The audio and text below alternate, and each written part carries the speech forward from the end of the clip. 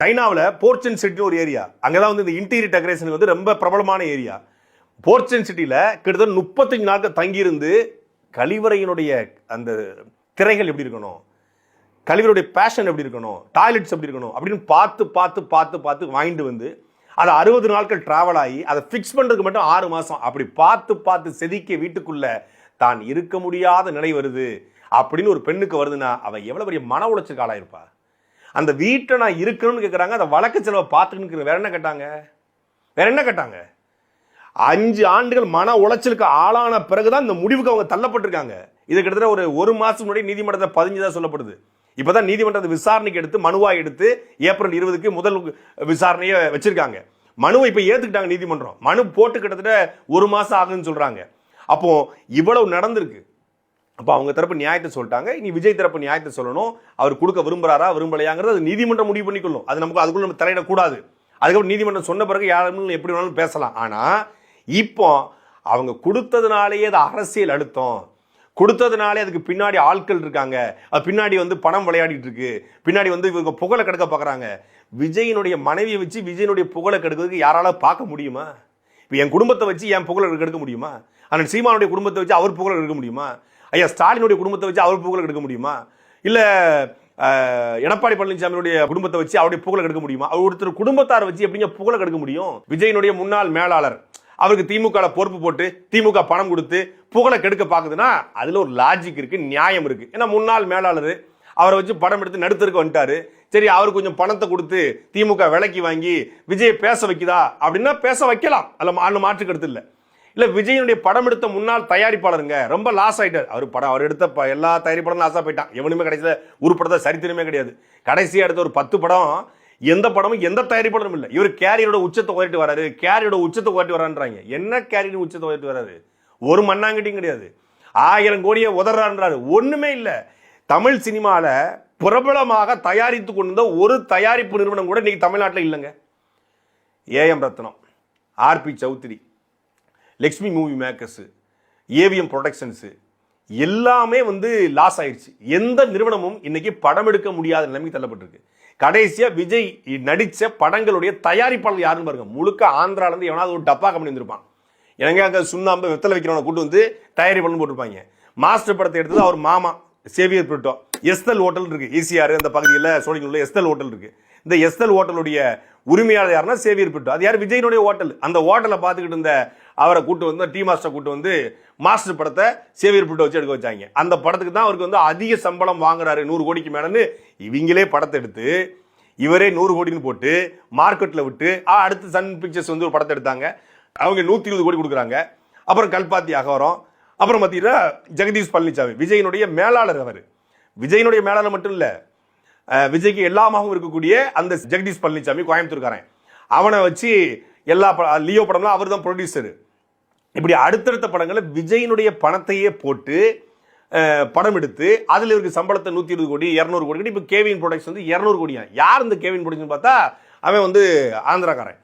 இப்படி தமிழ்நாட்டுடைய எல்லா நிறுவனங்களையும் நாசமாக்கி விஜயை வச்சு படம் எடுத்தா படம் ஓடாது, விஜய் வச்சு படம் எடுத்தா அந்த பணத்தை திருப்பி வாங்க முடியாது, போட்ட பணம் கிடைக்காதுன்னு சொல்லி எல்லா நிறுவனங்களும் நாசமான பிறகு எல்லாத்தையும் அழிச்சு மூட்டை கட்டி வச்சுட்டு இப்போ உப்மா கம்பெனிலாம் கூட்டு வந்து இது அந்த நிறுவனம், இது இந்த நிறுவனம், இது 200 கோடி, இது 300 கோடி, இவர் பணத்தையே ரொட்டேட் பண்றதுக்கு தான் படங்கள் எடுக்கப்படுது. இனி அடுத்து படம் எடுத்தா ஓட போறதும் இல்ல, தமிழ்நாட்டில் படம் எடுக்க தயாரிப்பாளரும் இல்ல, தயாரிப்பாளர் பணம் இல்லைன்னு தான் இப்போ அரசியல் வந்துக்காரு. விட்டா கேரியரோட உச்சத்தை உயரிட்டு வந்துட்டோம். 1000 கோடி வருமானத்தை விட்டு வந்திருக்காரு. அப்படிலாம் ஒன்றும் விட்டு வரல. இவர் பணத்தை வச்சு தான் படம் கடைசி 10 படம் 2015க்கு பிறகு பெரும்பான்மையான படங்கள் வந்த படங்கள் அத்தனை படமே இவர் பணத்தை வச்சு தான் எடுத்திருக்காரு. இப்போ அந்த தயாரிப்பாளர் லாஸ்டான தயாரிப்பாளர் ஒருத்தரை கூட்டு வந்து விஜய்க்கு எதிராக பேச வச்சா அதுல அரசியல் இருக்குன்னு நம்ம நம்பலாம். விஜயனுடைய உதவியாளர் கூட கடைசியாக ஒருத்தர் பேசினாரு, விஜய் வந்து எட்டி உதைச்சிட்டாரு, எனக்கு பணம் தரலன்னாரு. அவருக்கு கூட ஒரு 10,000 ரூபாய் பணத்தை கொடுத்து இவருக்கு வீடியோ பேசி கொடுங்கன்னா கொடுக்க வாய்ப்பு இருக்கு. விஜயனுடைய உதவியாளரும் விஜயனுடைய மேலாளரும் விஜய் வைத்து படம் எடுக்கிய இயக்குநர்களையும் பணம் கொடுத்து இல்ல அரசியல் அழுத்தம் கொடுத்து பேச வைக்கலாம். ஆனா விஜயனுடைய மனைவியும் குடும்பத்தையும் எப்படி பணம் கொடுத்து எப்படி அரசியல் அழுத்தம் காட்டி பேச வைக்க முடியும்? ஒரு குடும்பத்தையே வெல்ல முடியாத ஒருத்தன் நாட்டை வெல்லுவான், குடும்பத்துக்கே உண்மையா இல்லாத ஒருத்தன் நாட்டுக்கு உண்மையா இருப்பான்னு எப்படி நம்ப முடியுது? முட்டு கொடுக்கறவங்க பேர்ல இவனுக்கு பண்ற அயோக்கியத்தனத்தால தான் ஒட்டுமொத்தமாக விஜய்க்கு இருக்கிற கொஞ்சம் நெஞ்சம் நல்ல பேர் இருக்கும்ல, கொஞ்சம் நெஞ்சம் அதுவும் நாசமாகுது. இப்படிதான் கரூர் விவகாரத்தில் முரட்டத்தனமா முட்டு கொடுத்தானுங்க. அண்ணா நீங்க சாப்பிடுங்கண்ணா, சாப்பிட்டு 4 நாள் ஆச்சுண்ணா, நீங்க சாப்பிடுங்கண்ணா, முகத்தை என்னால் பார்க்க முடியலண்ணா அப்படின்னு முட்டு கொடுத்தாங்க. இப்போ அவருக்கு குடும்பம்னு ஒன்று இருந்துச்சு, இப்போ அதுவும் இல்லை. இனி ரசிகர்கள் தான் அவருக்கு குடும்பம், அதனால அவர் வந்துடட்டும் அப்படிங்கிறாங்க.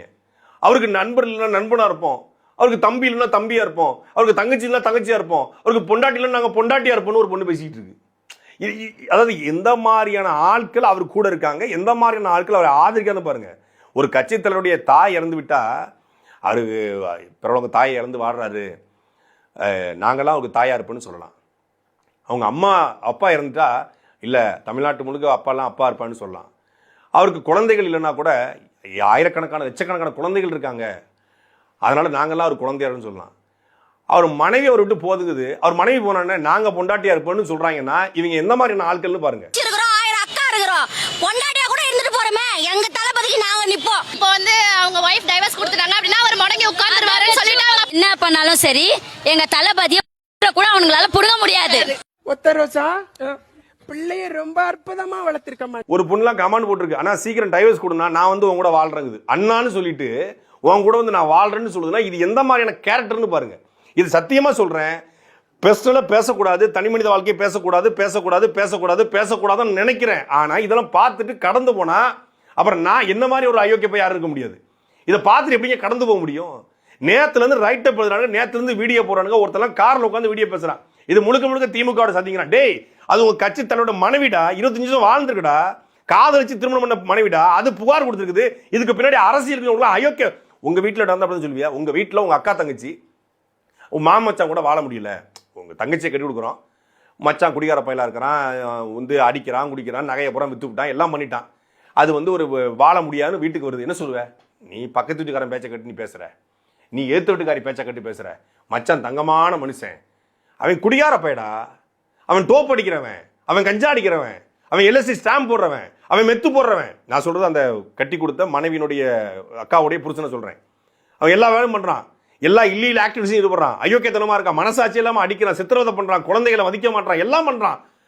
ஆனாலும் இல்ல நீ யார் பேச்சை கட்டு பண்ற? ஊர்ல இருக்கிற கவுன்சிலர் பிரசிடென்ட் பேச்சை கட்டு பண்ணிக்கிட்டு இருக்க. நான் நம்ப மாட்டேன். மச்சான் ரொம்ப தங்கமான ஆளு, அவர் இறக்கமான குணம் கொண்டவர். புருஷனா அடிக்கதான் செய்வான், கல்லானாலும் கிழவன் புல்லானாலும் புருஷன்னு சொல்லுவீங்களா? அவனை அத்து விட்டு வா, உனக்கு நான் வேற வாழ்க்கையை அமைச்சு கொடுக்குறேன், உனக்கு உனியை வச்சு நான் நம்ம வீட்டில் பார்த்துக்கிறேன்னு சொல்லுவீங்களா? இதைத்தான் தாய்க்கிளி படம் சொல்லுது. தாய்க்கிளி படத்தினுடைய கதையே அதுதான். இந்த மாதிரி ஒரு குடிகாரன், நகையை வித்து குடிக்கிறவன், பொண்டாட்டியை போட்டு அடிக்கிறவன், அவன் தான் உலகம்னு வாழாத, அவனை தூக்கி எரிஞ்சிட்டு வா, இன்னொரு வாழ்க்கையை உனக்கு பிடித்த வாழ்க்கையை உன்னால் வாழ முடியும். பெண்கள் சுய முன்னேற்றமாக நிற்கணும்னு அந்த படம் சொல்லுது. அப்படி அதைத்தான் சுய முன்னேற்றம், அதான் பெண்கள் முன்னேற்றம். அவன் அடிப்பான், உதப்பான், குடிப்பான், எல்லாம் பண்ணுவான், அவன் கூடவே கடந்து கல்லானாலும் கணவன் புல்லானாலும் புரிசேன் அப்படின்னு சொல்லி வாழணும்ல, அப்பெல்லாம் தேவையே கிடையாது அப்படின்னு சொல்லி சட்டமும் சொல்லுது, சமூகமும் சொல்லுது. இதை நம்ம பர்சனலா யோசிச்சு பார்க்கணும். நம்ம குடும்பத்துல நடந்தா நம்ம எப்படி இதை அணுகுவோம்? நம்ம அக்காவுக்கோ தங்கச்சிக்கோ நம்ம சித்திக்கோ நம்ம பெரியமா பிள்ளைக்கோ நம்ம அத்தை பிள்ளைக்கோ நம்ம மாம்பிள்ளைக்கோ நடந்தா நம்ம எப்படி பார்ப்போம்? அமைதியா இருப்போம்ல, அப்படிதானே இருக்கணும். விஜயை பத்தி யாரும் பேசக்கூடாது அப்படின்னா நீ சங்கீதாவை பத்தியும் பேசக்கூடாது, அமைதியா இருக்கணும். ஆனா இவங்க தப்பானவங்க, அவர் ரொம்ப நல்லவர், அவருக்கு உங்களுக்கு பின்னாடி அரசியல் அழுத்தம் இருக்கு, அப்ப அவர்கிட்ட இல்லாத அரசியல் இவங்ககிட்ட இருக்கா? நீங்க தானப்பா பெரிய கட்சின்றீங்க, நீங்க தானப்பா ஆள போறீங்க, நீங்க தானப்பா 200 தொகுதி கைப்பற்ற போறீங்க, டிஎம்கேக்கும் டிவிகேக்கும் தானப்பா போட்டின்றீங்க, 1 கோடி தொண்டர்கள் உறுப்பினராக மட்டும் சொல்றீங்க, 42 விழுக்காடு வாக்க வாங்க போறேன்னு சொல்றீங்க. அப்படிப்பட்ட ஒருத்தங்களை எதிர்த்து ஒருத்தங்க நிக்கிறாங்கன்னா அவங்க எவ்வளவு போல்டான முடிவு எடுத்திருப்பாங்க. அப்ப அந்த முடிவை நீ அமைதியா பார்க்கணும். விஜய் உனக்கு பிடிக்கலாம், அவருடைய படத்தை பார்த்துட்டு ரசிச்சிருக்கலாம், அவர் கட்சிக்கே நீ ஓட்டு போடலாம். ஆனா குறைந்தபட்சம் நீ என்ன பண்ணணும்? சரி, இது அவங்களுடைய பர்சனல், நம்ம பேச வேண்டாம், கருத்து சொல்ல வேண்டாம், கடந்து போறதுதான் நாகரிகம்.